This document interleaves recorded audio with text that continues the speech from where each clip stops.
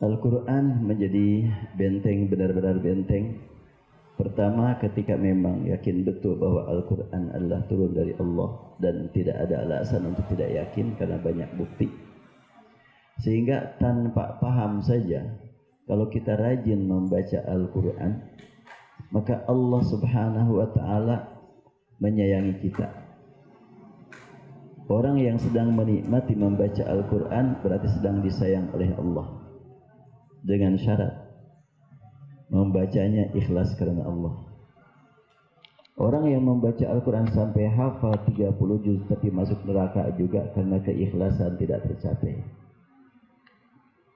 Hadis Rasulullah SAW menegaskan, Inna awwalan nasi yutba yawmal qiyamah rajulun fa'allamal imma wa 'allamahu wa qara'al Qur'an. Ini potongan hadis.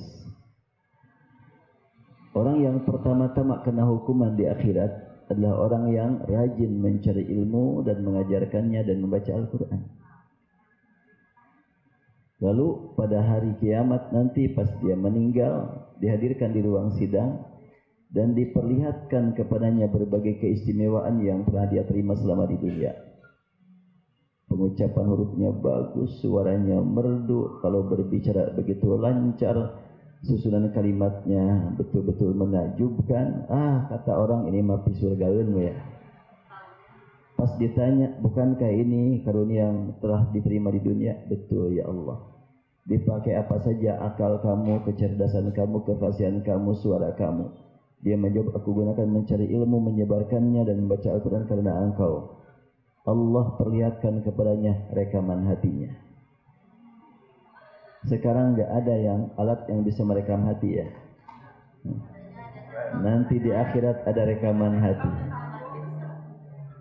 Rekaman hati akan berbicara. Nih, dengarkan oleh kamu hati kamu waktu itu. Dia nggak bisa mengelak bahwa dia membaca Al-Quran supaya disebut seorang qari.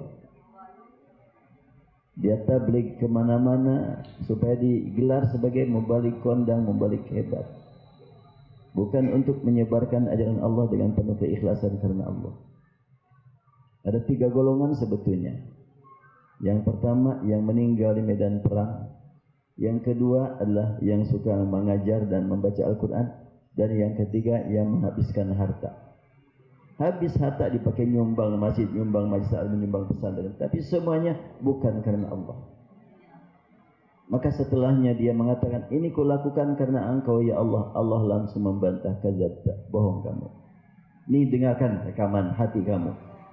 Setelahnya kedengar rekaman hatinya, sudah nggak bisa mengelak.